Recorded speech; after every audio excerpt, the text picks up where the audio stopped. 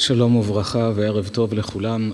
אנחנו לומדים את חוכמתו של שלמה המלך בספר קהלת, בהדרכה שהוא מעניק לאדם בעומק חוכמתו, בתבונה שהוא קיבל, כמו שכתוב, שהוא חכם מכל האדם. הגענו לפרק ז', פסוק כ"ה. אומר שלמה המלך, לאחר שלפני כן שיתף אותנו בתהפוכות שעברו על נפשו ועל נפשו של כל אדם שמנסה להבין איך העולם בנוי, במה שווה להשקיע, מה כדאי לעשות ומה שווה להזניח. כאן הוא אומר, סבותי אני, כלומר הסתובבתי לאחור, וליבי לדעת ולתור ובקש חוכמה וחשבון. מצד אחד הוא אומר, רציתי ללכת ולבדוק ולחפש, לתור, לדעת מה נותן לאדם, איפה השורש שמשם אפשר להצמיח את כל הטוב והחוכמה, ללכת בדרך נכונה, ומצד שני ולדעת רשע, כסל והסכלות, הוללות. כלומר, מה השורש של הכל? מה מצמיח שמכאן אתה יכול לעלות ולהגיע לגבהים, ומה הדבר השני שיכול להרוס אותך לחלוטין. וכאן הוא אומר פסוק, ממש מפתיע את מי שקורא את הפסוקים האלה, במה הוא תולה את הכל? בזוגיות. אם האדם בונה זוגיות נכונה, אומר לו שלמה המלך, יש לך את הבסיס לעלות ולפרוח ולהצליח. אם אתה נכנע ליצרים ועושה שטויות, אתה יכול להרוס לעצמך את החיים. נקרא את הפסוק הבא שקוראים אותו דורש הסבר, כי שלמה נראה כסותר את עצמו ממקום אחר. פסוק כ"ו, בניגוד למה שהוא אומר במקום אחר, מצא אישה מצא טוב. כאן אומר שלמה המלך כך, ומוצא אני מר ממוות את האישה אשר היא מצודים וחרמים ליבה, אסורים ידיה, טוב לפני האלוהים ימלט ממנה וחוטא ילכד בה. אבל אתה שלמה המלך אמרת מצא אישה מצא טוב, אז איך הוא מתבטא כאן בחריפות? אבל התשובה פשוטה, מי שקורא את הפסוק מיד מבין מה הוא אומר. לא כל אישה, מוצא אני מר ממוות את האישה אשר היא מצודים. כלומר, אישה שהופכת להיות מלכודת לאחרים, מנסה להכשיל אותם, להפיל אותם, מביאה להתפרקות של משפחות, עליה אומר שלמה המלך, מוצא אני מר ממוות את האישה אשר היא מצודים, וחרמים ליבה. מה זה חרם? דבר שמחרימים אותו, נהרס לחלוטין, נמחק, אסורים ידיה, כמו קשורים. טוב לפני האלוהים ימלט ממנה, וחוטא ילכד בה. כלומר, אומר שלמה המלך, תדע לך, זוגיות בריאה, כשהיא נעשית בצורה נכונה, היא יכולה לבנות את האדם, ועל זה נאמר, מצא אישה, מצא טוב. גם הקדוש ברוך הוא בעצמו אומר, נאמר בפרשת בראשית, לא טוב היות האדם לבדו, אעשה לו עזר כנגדו. כל מי שקורא את הפסוק מיד לא מבין, אם היא נגדו, למה היא עזר? אם היא עזר, למה נגדו? אבל פירוש המילה, אעשה לו עזר כנגדו, איך אני אתן לו עזרה? על ידי שאני אצור אדם שהוא הפוך ממנו, דבר שהוא שונה, ואז הם ישלימו זה את זו וזו את זה. בספר המדריך המלא לנישואין מאושרים הבאנו את דברי הזוהר הקדוש. יש שם פרק שלם שעוסק בגורמי עיכוב לזוגיות, 10 גורמים אפשריים ומה לעשות. אז שם הבאנו את דברי הזוהר הקדוש, שאומר שנשמת האדם בנויה משני חלקים, חצי זכרי וחצי נקבי, לפני שהיא יורדת לעולם. כשהיא יורדת לעולם, הקדוש ברוך הוא מחלק אותה לזכר ונקבה, וכשנישאים, הרי את מקודשת לי, שורשי הנשמות מתחברים, אחר כך הולכים לגור ביחד, יש גם את הקשר הפיזי שביניהם, עם כל המשמעות של הקדושה, עם המקווה, כל העניינים שיש בינו לבינה, שזה מביא את האדם לשלמות הרוחנית. אבל אדם שמשתמש ביצר הזה, שמעצמו הוא יצר טוב, שאדם צריך להימשך לאישה ולהביא ילדים לעולם ולקיים את הדורות הבאים, אבל אם הוא משתמש ביצר הזה למחוזות אחרים, מתפתה והיא מנסה לפתות ומפילים אחד את השני, אז זה מר ממוות. כל החיים נהרסים, כל החיים מתפרקים, ואדם שדעתו נתונה תמיד לנשים, הוא אף פעם לא יהיה מרוכז בעבודה הרוחנית האמיתית, הוא לא יתעלה כמו שצריך. אם טוב לו עם אשתו ואישה טוב לה עם בעלה, אז אדרבה, החיים עם אישה נותנים לאדם יישוב הדעת. זוג נשוי, יש שלום בית ביניהם, הוא רגוע, היא רגועה, טוב לשניהם, זוהי המערכת הזוגית, על זה אמר שלמה המלך, מצא אישה, מצא טוב. אבל הסבירו מאוד היבט בדרך רמז, עד כמה שלמה המלך דייק במילים שלו. כשלוקחים את הפסוק שקראנו עכשיו, הוא מוצא אני מר ממוות את האישה, ולוקחים את הפסוק השני, מצא אישה, מצא טוב, כשאתה מעמיק בפסוק, אתה יכול מתוכו כבר לראות את ההבדלים הגדולים מאוד היבט, לא רק מההיבט של נאמנות וקשר בריא, אלא בכלל, איך חיים ביחד, איך איש ואישה יכולים לחיות ביחד, מתוך שלום בית ולהיות מאושרים בזוגיות שלהם. כששמים לב, יש שני הבדלים מרכזיים בין שני הפסוקים האלה. כאן, שלמה המלך מכניס את המילה אני, הוא מוצא אני, מר ממוות את האישה. במצא אישה אין שם את המילה אני. מצא אישה, זה הבדל אחד. ההבדל השני, כאן כתוב, הוא מוצא אני מר ממוות את האישה, בה"א הידיעה. שם הוא אומר, מצא אישה, בלי ה"א הידיעה. שני הבדלים מרכזיים בין שני הפסוקים. שלמה המלך רמז כאן, בני זוג, אדם חי עם אשתו בנאמנות, הכל בסדר, היא נאמנת לו, הוא נאמן לה, הכל 100%. אבל עדיין יכולים לריב המון ביניהם. אומר שלמה, אתה יודע מה המפתח להגיע לשלום בית? מצא אישה, מצא טוב. אם באים מתוך ענווה, מבטרים, מבליגים, אז מצא טוב. אבל אם הגבר בא לנישואין, באיזו צורה הוא ניגש? הוא מוצא אני, מבליט את עצמו, אני כאן ואת צריכה לכבד אותי. אני החשוב ואני המרכז. והאישה כנגדו, מה היא אומרת לו? אני האישה, בה"א הידיעה, אתה צריך לכבד אותי, אני פה החשובה. אם הוא בא עם האני שלו והיא באה עם האישה, מוצא אני מר ממוות את האישה. יצא רק ריב ומחלוקות והחיים יהרסו, ואם לפני כן, עוד לפני החתונה היה לו רגיעה, עכשיו כל החיים הרוסים ומקולקלים וריבים ובתי דין, משפטים, צרות, חלוקת רכוש, דמעות של ילדים. למה? כי כל אחד בא עם הגאווה שלו. אבל אם באים, מצא אישה, אני אדם פשוט, והיא אומרת אני גם אדם פשוט, בוא נחיה, נגור ביחד, נוותר, נבליג אחד לשני.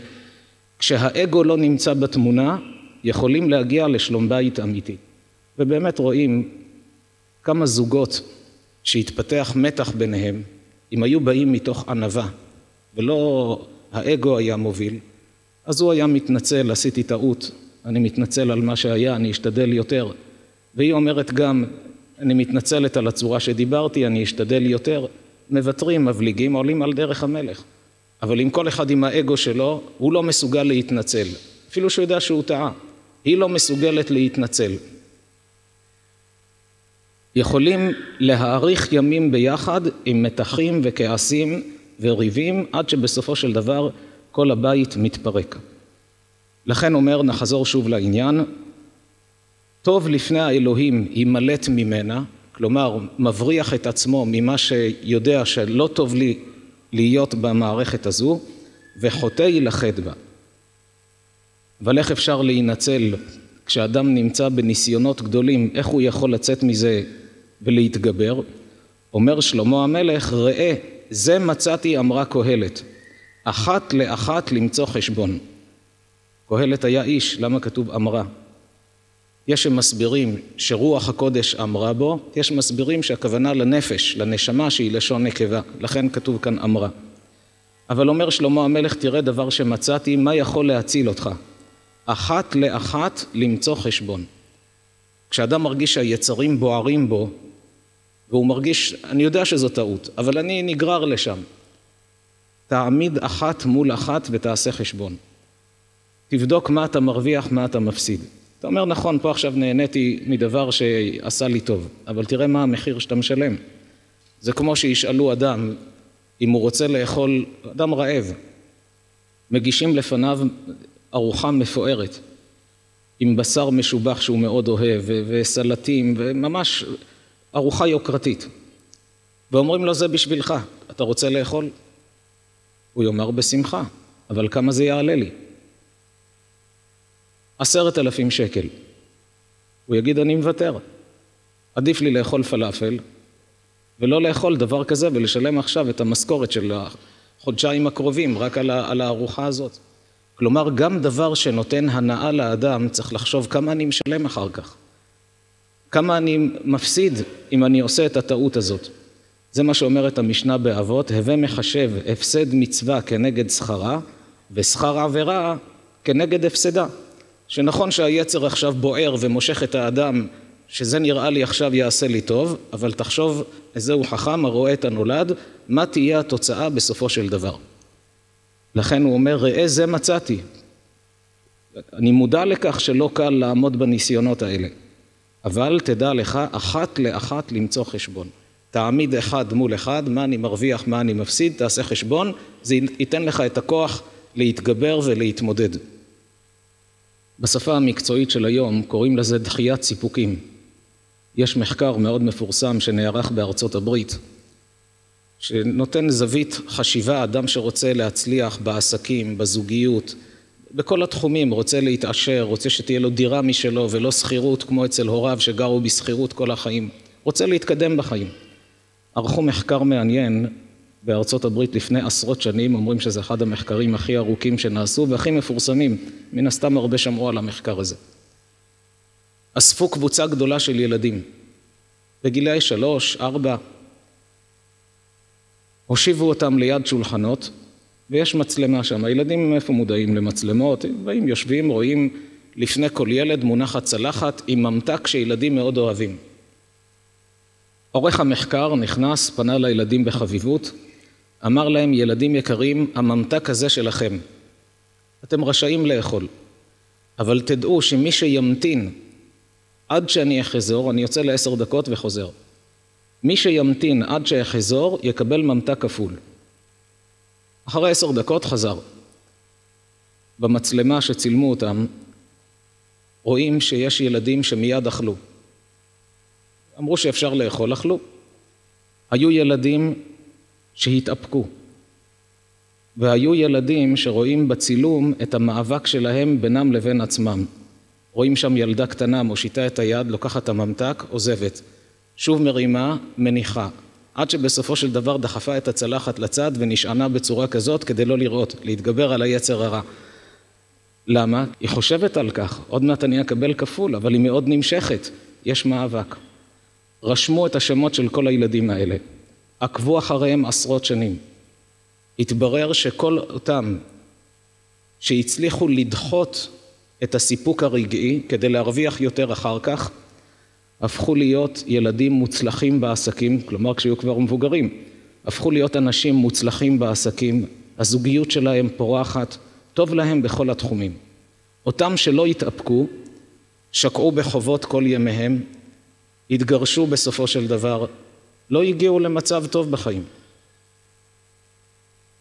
למדו מכך החוקרים שחינוך עצמנו וילדינו לדחיית סיפוקים הוא מפתח להצלחה.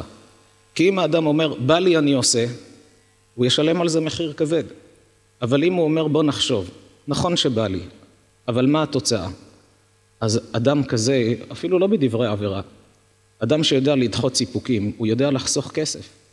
אפילו דברים שהוא צריך, הוא אומר, בוא נוותר על זה, אבל נחסוך לדירה. עדיף יותר לקנות דירה מאשר לגור בשכירות ולבזבז עכשיו על הנאות ועל שטויות.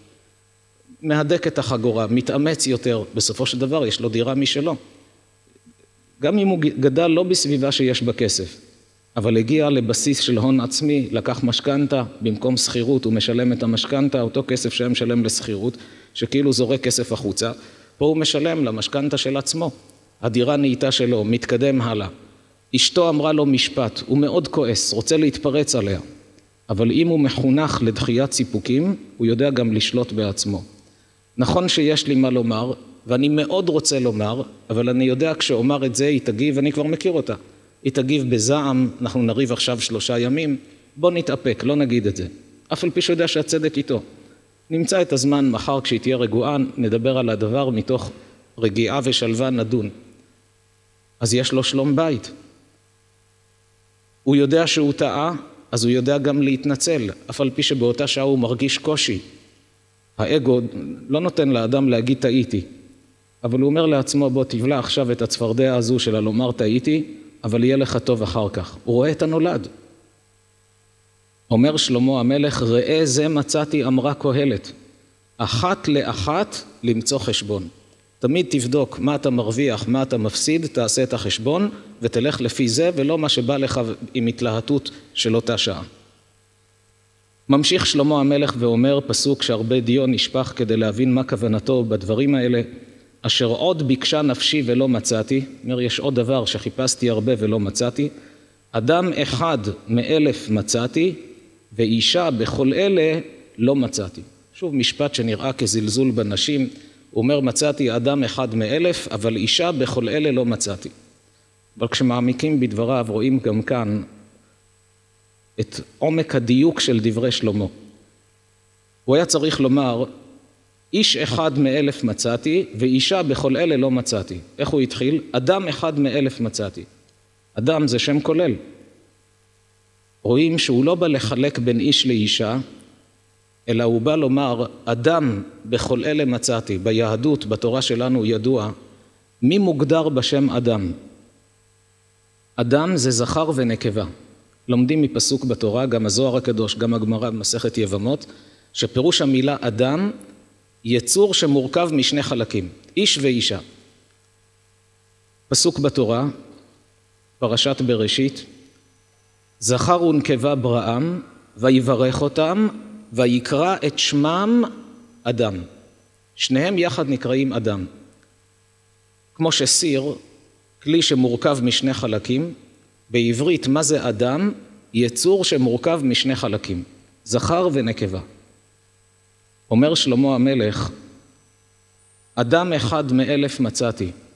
כלומר, אדם שלם, שהוא איש ואישה שחיים מתוך זוגיות נכונה, ובונים לעצמם מסלול חיים בריא, מתוך חלוקת תפקידים נכונה ונבונה ביניהם.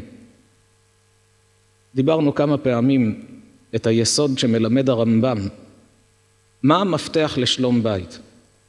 אם גבר ואישה חיים בבית אחד מתוך הבנה שהיא ראש ממשלה ואני ראש ממשלה, היא מלכה ואני מלך, אני מדבר מההיבט של ניהול המדינה, אם התחושה היא שיש כאן שני מנהלים למדינה אחת, צפוי שהם יריבו. שני ראשי ממשלה לא יכולים לנהל את המדינה, שני ראשי ממשלה יריבו. אבל אם הם ניגשים למערכת של הזוגיות כמו שני שרים בממשלה אחת, שני שרים, לכל אחד יש את המשרד שלו, לכל אחד יש את כל המערכת שהוא מופקד עליה, נניח שר הפנים ושר החוץ, הם לא אמורים לריב. אדרבה, יעזרו זה לזה, ישלימו האחד את השני, כי שנינו רוצים את טובת המדינה. כך בזוגיות, כשהאישה יודעת, הקדוש ברוך הוא ברא את בעלי עם גוף יותר חסון, טון דיבור יותר עבה, סמכותי במילים, מקצר במילים, אז היא יודעת להתנהל איתו לפי האופי שלו. הבעל יודע, אלוקים ברא את אשתי עם גוף יותר עדין, טון דיבור יותר דק, מרפדת את המילים, מעריכה במילים, יש לה חוש ליופי, לניקיון הרבה יותר ממני, יכולה ליצור ילד בתוכה, אז הוא מתנהג איתה לפי מה שהיא. כלומר, האישה מטבעה, גם אם היא מנכ"לית של משרד ממשלתי או בעלת בנקים בכל המדינה, אישה מטבעה היא יותר פנימית ויותר משפחתית מאשר הגבר שהוא יותר מוחצן. אז מה היא זקוקה יותר? היא זקוקה יותר לחמימות, למשפחתיות, למילים שיעבירו אליה את המסר, אנחנו קשורים, אנחנו אוהבים, ואז היא פורחת, כי זה מה שהיא צריכה. האיש שהוא יותר שר החוץ, מה הוא זקוק יותר? להרגיש שמחשיבים את דעתו, שמייקרים אותו, מכבדים אותו, גם אישה צריכה שיקרו אותה ויכבדו אותה, אבל היא צריכה יותר חום ואהבה. גבר גם צריך חום ואהבה, אבל הוא צריך יותר שיקרו ויכבדו אותו. ההבדל הוא במינון, כולנו בני אדם וזקוקים להכל, אבל ההבדל במינון. כשבני זוג מבינים כל צד, איך הצד השני בנוי, יודעים מה להעניק, מה לתת.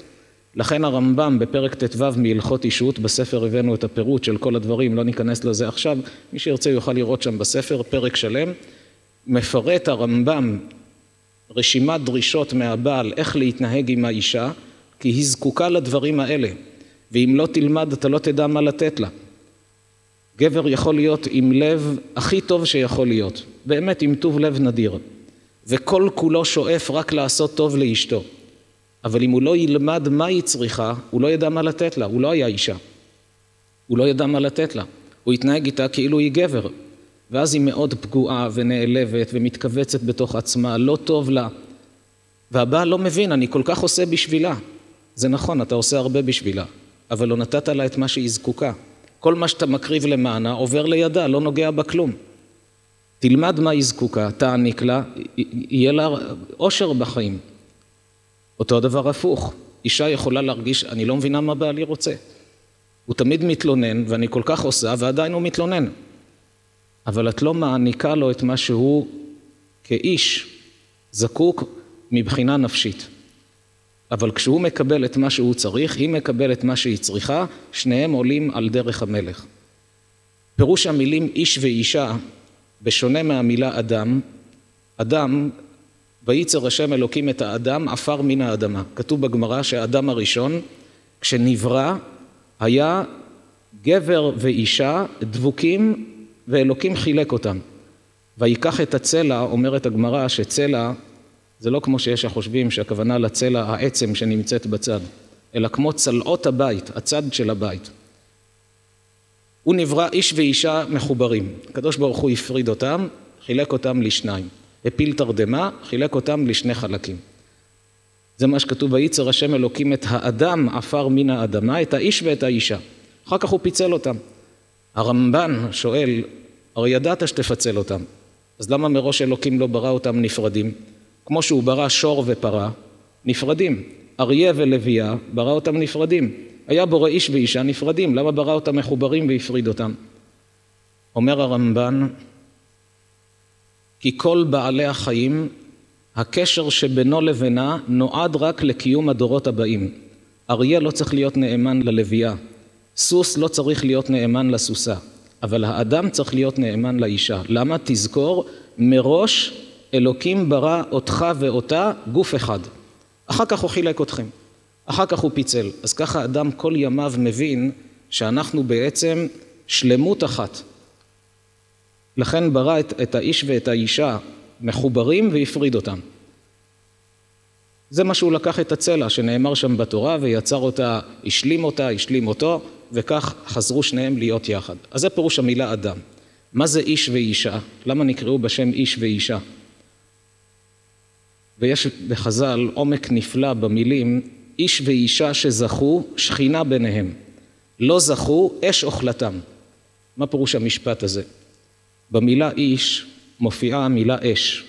במילה אישה גם מופיעה המילה אש. רק באיש יש י' באמצע, בין האלף לשין, ובאיש יש ה' בסוף. אומרים חז"ל, י' וה' זה שם השם. באות י' אלוקים ברא את העולם הבא, באות ה' את העולם הזה. כך לומדים מהפסוק, כי ביה השם צור עולמים. באותיות י' וה' יצר את שני העולמים, העולם הזה והעולם הבא. את העולם הבא באות י' שהיא יותר קטנה כמו נקודה, מבטאת את הרוחניות, מעט חומר עם הרבה אנרגיה, והאות ה' העולם הזה. האות ה' היא פוריה, היא נקבית, זה יותר העולם הזה. כמה יסודות יש בעולם, כל הבריאה, מכמה יסודות הבריאה מורכבת? מ4 יסודות. אש, רוח, מים ועפר. אלה 4 היסודות. כנגדם יש דומם, צומח, חי ומדבר. הדומם, מה המרכיב המרכזי שלו? עפר. הצומח, המרכיב המרכזי שלו, מים, כנגד היסודות, כן, 4 כנגד 4. אש, רוח, מים, עפר, כנגד דומם, צומח, חי, מדבר. החי, המרכיב המרכזי שלו הוא רוח, והמדבר, מה נשאר? אש. יסוד האש הוא היסוד של המדבר. כלומר, האדם, המין האנושי, הבסיס שלו הוא אש. לכן רואים שהאדם לא רגוע. האדם מטבעו רוצה לבנות, רוצה לעשות, רוצה לפעול. פרה, מוטרדת מי יהיה ראש העיר הבא אחריה. לא מעניין אותה בכל הנושאים האלה. לבנות עיר, להרוס עיר, מלחמה, לא מלחמה. פרה חיה את החיים שלה, אוכלת את העשב, מגיע זמנה למות, מתה. שלווה, רגועה כל החיים שלה. אין לה דאגות ולא טרדות, היא לא בוערת כמו האדם, תמיד עם החיפוש הזה של פרנסה, של התקדמות, תקנה את זה, תפתח עסק, תעשה. האדם הוא אש, יש באדם בעירה. האדם הוא יסוד האש, יותר מהדומם, צומח והחי. לכן האיש והאישה בשניהם יש אש. אבל כשניקח אש ואש ונחבר אותם, יצא תבערה גדולה. איש ואישה, בלי שם השם בתוכם, י' באיש וה' באישה, אש אוכלתם. זו תבערה. אבל הי' והה', אם הם מכניסים את האלוקים לתוך החיים שלהם, בודקים תמיד מה רצון השם. איך הקדוש ברוך הוא רוצה שאני אתייחס לאשתי? איך הקדוש ברוך הוא רוצה שאני אתייחס לבעלי? מה כל אחד מאיתנו אמור לעשות בחיים? אישה יודעת, אני לא מצווה בלימוד תורה, אבל בעלי כן. הוא חייב כל יום ללמוד תורה. אז היא מעודדת אותו. גם אישה צריכה ללמוד תורה, אבל היא לא חייבת כל יום. גבר חייב כל יום ללמוד תורה. אחת השאלות ששואלים גבר כשבא לעולם האמת, האם קבעת עיתים לתורה? האם כל יום היה לך את הזמן הזה שאתה לומד את השעה, חצי שעה, כמה שאתה יכול, חברותה או שיעור? גבר נדרש אחרי שבא לעולם הבא. אחת השאלות הראשונות, האם קבעת עיתים לתורה? האישה אין עליה תביעה כזו. גם היא צריכה ללמוד תורה כדי לדעת להחכים ולדעת את ההלכות, אבל אלוקים פטר אותה מחיוב יומיומי, כמו שפטר אותה מכל מצוות עשה שתלויה בזמן, כמו קריאת שמע בזמנה, כמו תפילין. תפילין מניחים ביום ולא בלילה. אישה פטורה.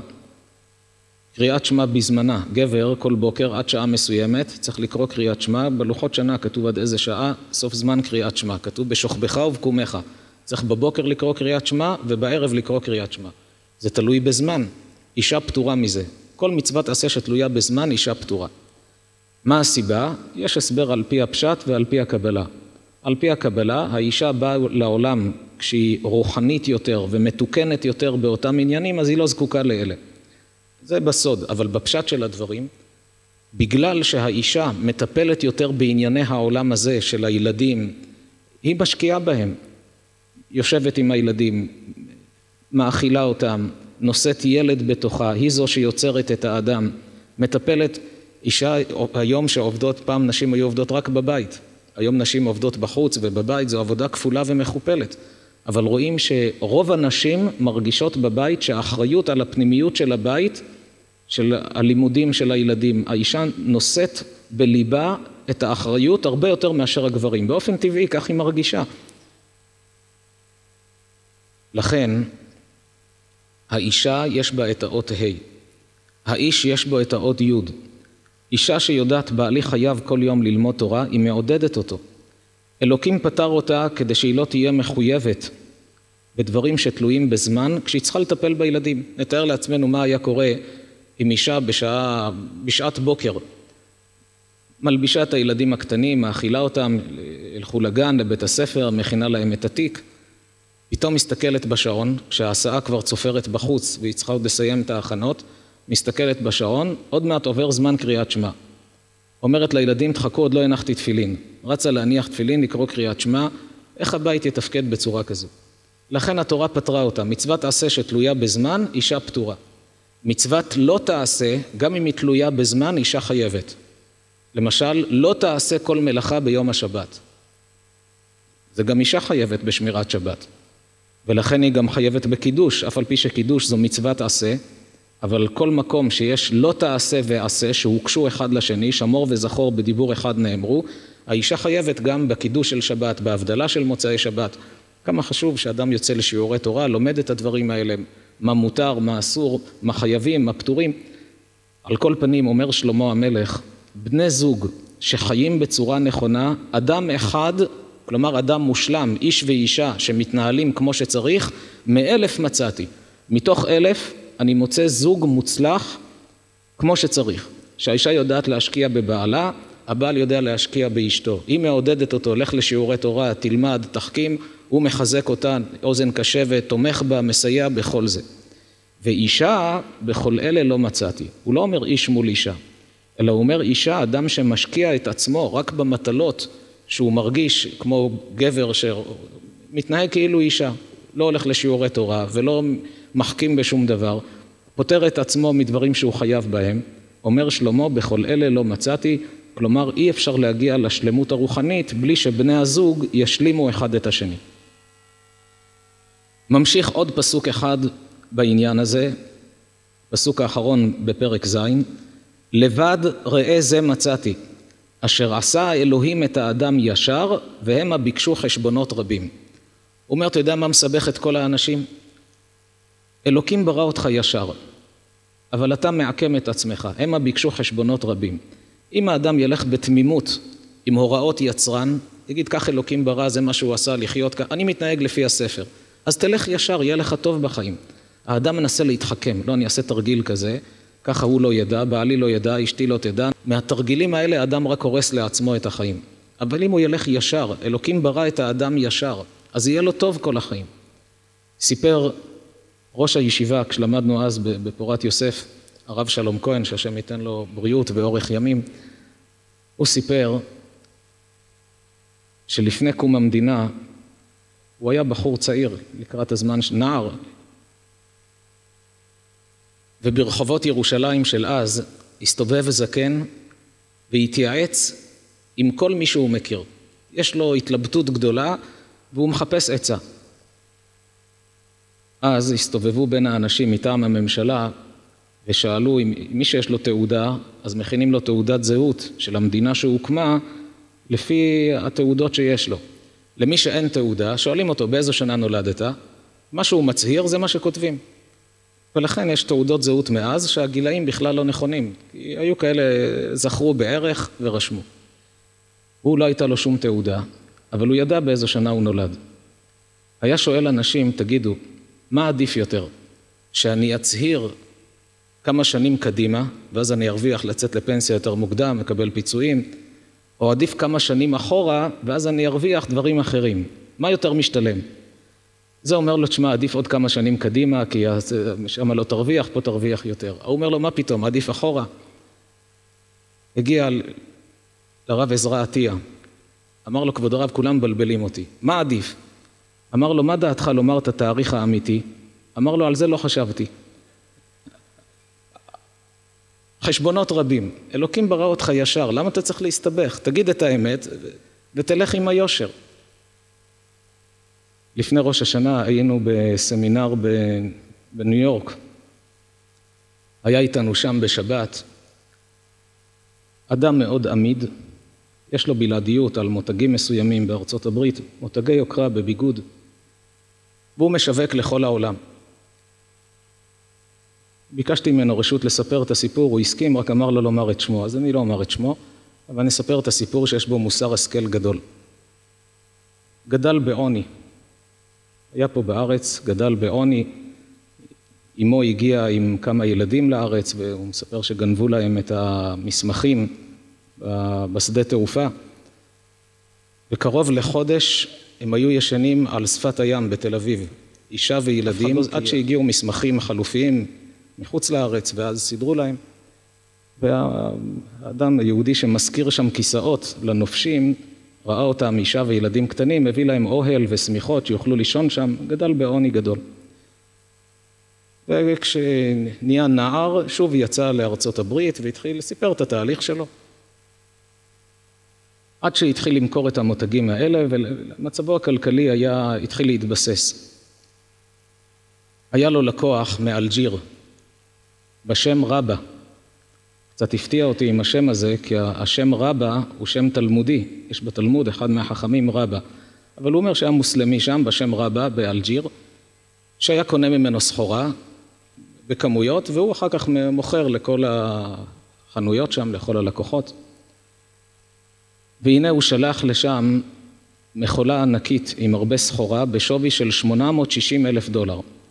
ובגלל שהוא לא היה סומך על הלקוחות האלה, הוא ישלח, אולי לא ישלמו, הוא לא היה שולח עד שלא יפקידו לו בחשבון. אז הרבא הזה הפקיד לו $860,000 בחשבון, ואז הוא שלח. הודיעו לו משם שאף אחד לא בא לפנות את הסחורה. וכל יום צריך לשלם שכירות, $150, משהו על המחסן שם.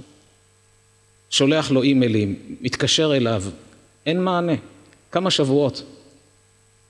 כשכבר שקל להחזיר את הכל, מצלצל אליו אדם, אומר לו שהוא הלקוח המרכזי שהיה קונה מרבא את הסחורה, ותדע שלפני כמה שבועות רבא נפטר בפתאומיות. ואני זקוק לסחורה הזו. אני לא יודע כמה הוא היה משלם לך, אבל שחרר לי את כל הסחורה ששלחת, ואני אשלם לך מה שהייתי משלם לו.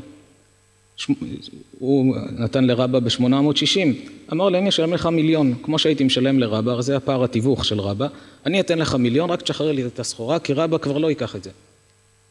אמר לו, בסדר, הפקיד לו $1,000,000 בחשבון, ונתן לו אישור שישחרר את הסחורה. עכשיו, יש לו 860 מרבא ו1,000,000 מהאדם הזה. אמר לעובדים שלו, תבדקו לי מה מספר הטלפון של אשתו של רבא. אמרו לו, היא לא יודעת על זה בכלל, יש לך הזדמנות, הרווחת כסף. אמר להם, האלוקים עשה את האדם ישר. אני צריך להיות ישר, הכסף הזה הוא לא שלי. אמרו לו, אבל מה, זה לא יהודים? אמר, צריך להיות אדם ישר. בררו, חיפשו גם היו לו מתווכים, אמר, אני אתן לכם את העמלות שלכם, אבל אני רוצה להחזיר. השיג את הטלפון שלה, התקשר אליה, אישה בשם זליפה. התקשר, אמר לה, אני קיבלתי מבעלך את הסכום הזה, מה מספר החשבון שלך? אני רוצה להפקיד לך את הכסף לחשבון. היא אמרה לו, אתה יהודי, נכון? הוא אמר, נכון, ואני מוסלמית. זאת אומרת שאנחנו אויבים, אנחנו שונאים אחד את השני. למה אתה רוצה להחזיר לי את הכסף? הוא אמר לה, כי יש אלוקים, ואלוקים לימד אותנו להיות ישרים, והכסף הזה הוא לא שלי. קיבלתי כבר ממישהו אחר, הכסף הזה הוא שלך, תני לי את מספר החשבון, אני מפקיד. היא אמרה לו, תדע לך, אחרי שבעלי נפטר, האחים שלו עשו איזה תרגיל, לקחו את כל הירושה אליהם, אפילו את הבית לא השאירו לי. היה אדם מאוד עמיד, לקחו לי הכל. הם לא דאגו לי, הגיסים שלי, ואתה יהודי, האויב שלי, אתה ככה דואג לי, כל כך התפעלה. והוא באמת שילם לה את כל הכסף, $860,000, הכניס לה לחשבון. והוא שלם עם עצמו, שאדם צריך להיות ישר ונאמן. אחרי שבוע, מתקשר אליו נסיך מדובאי. אמר לו, הפקדתי לך בחשבון $3,100,000, תשלח לי סחורה. הוא אומר לו, איך אתה מפקיד שאתה לא מכיר אותי בכלל? מי אתה? הוא אומר לו, אני בן דוד של זליפה. ואם אנשים מתים אתה היית ישר, אנשים חיים אתה בוודאי לא תרמה. אני הפקדתי לך כבר כסף, הוא אומר, מאז עסקאות של $100,000,000, בזכות הישרות הזאת. כשאדם הולך ביושר, מקדש שם שמיים ברבים, הקדוש ברוך הוא מחזיר לו פי כמה וכמה, והם שם בדובאי, הנסיך הזה מספר להוא וזה מספר, זה אדם ישר. אתה יכול לעשות איתו עסקים, אתה יכול לסמוך עליו בעיניים עצומות, אין לך מה לדאוג, מילה שלו זו מילה.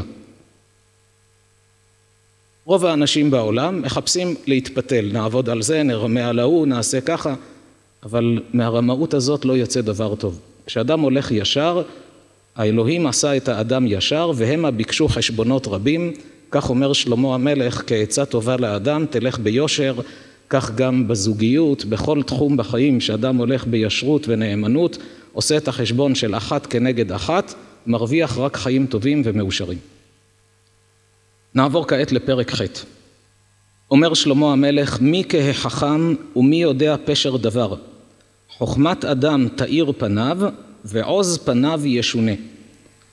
מי כהחכם, החכם, בה"א הידיעה, מי כמו החכם הידוע, החכם החשוב? אצל שלמה המלך, איזו חוכמה היא מעל הכל? זו החוכמה של התורה. כותב הרמב"ן ששלמה קיבל IQ גדול, אבל את כל הידע שלו מאיפה הוא הוציא? מתוך התורה. רק ב-IQ שלו הוא ידע איך להוציא מהתורה את כל מה שמסתתר בתוכה.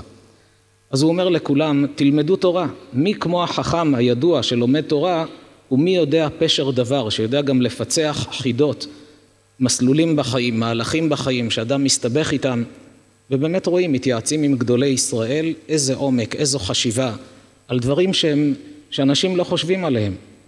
היה בירושלים, הרב שמואל מסלנט, הרב הראשי לירושלים לפני 80 שנה בערך.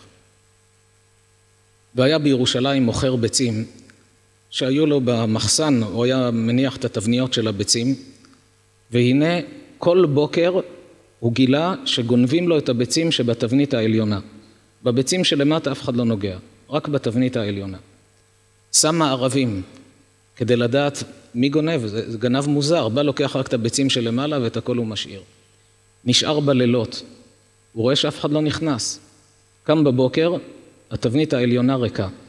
איזה גנב סתר זה, מוזר מאוד.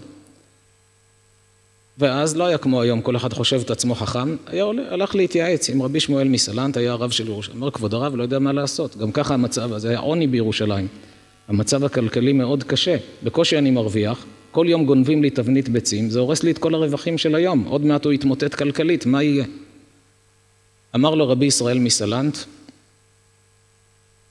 הלילה, כל התבנית העליונה תשאיר ביצים קשות. אמר לו, כבוד הרב, זה סגולה לתפוס את הגנב? מה, ביצים קשות. אמר לו, תעשה, תבוא מחר ותגיד לי. טוב, הרב אומר, עשה. בישל את כל הביצים, ביצים קשות, הניח אותם בתבנית העליונה. בבוקר נכנס, רואה חצי תבנית נמצאת, חצי תבנית נעלמה. מוזר, התקרב יותר, ראה נחש חנוק ומת שם. מה התברר? היה נחש במחסן הזה. כל יום היה אוכל לו את הביצים. הביצים הקשות חנקו אותו. בא לרב, אמר לו, כבוד הרב, רוח הקודש. אמר לו, לא רוח הקודש. עשיתי חשבון פשוט. אם אתה שם מעקבים ואף אחד לא נכנס, ובכל זאת אתה רואה, אז זה אומר שיש שם נחש. אז נתתי לך עצה, איך תתפוס אותו בלי לסכן את החיים שלך? ביצים קשות יחנקו אותו.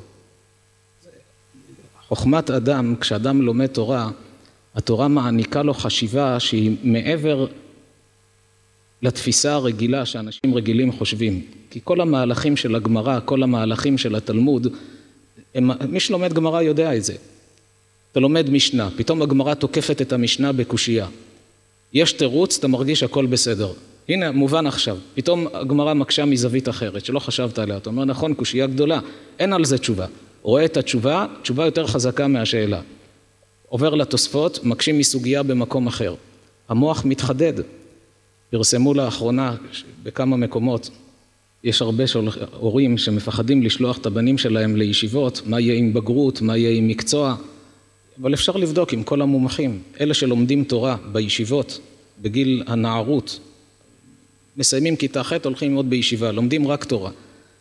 גם כשבגיל 19, 20, 22, 25 מחליטים שהם רוצים ללכת ולהוציא תעודה בעניין מסוים, תוך זמן קצר הם מדביקים את כל הפערים של מה שהם לא למדו באותם השנים. כל המומחים, אפשר לראות את זה, התפרסם בכל המקומות, כל המומחים מעידים שזה כך.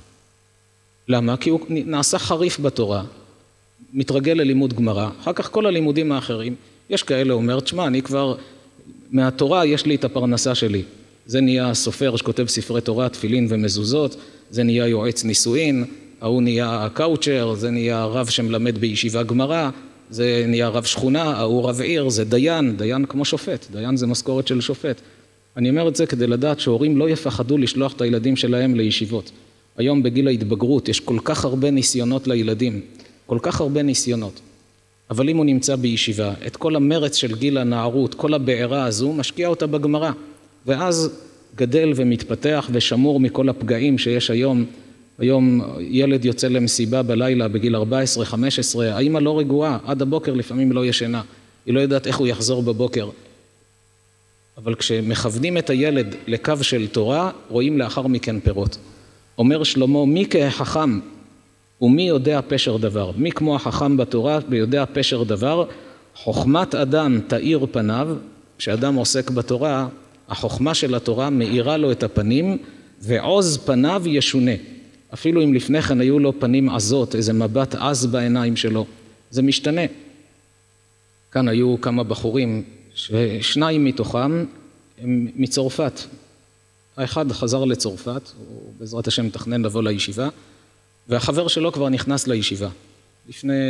באמצע אלול נכנס ללמוד אצלנו בישיבה, ישיבה לחוזרים בתשובה, בא לבקר שבת, ראה את המקום, החליט שהוא נכנס לישיבה, אחרי קצת התלבטויות, למד בטכניון עם תארים, ובא עכשיו ללמוד בישיבה. החבר שלו שנמצא בצרפת, דיבר איתי בטלפון בכל המועד סוכות. הוא אומר, אתה יודע, אני פגשתי את החבר שלי שנכנס לישיבה, שבועיים אחרי שהוא היה בישיבה, המבט שלו השתנה.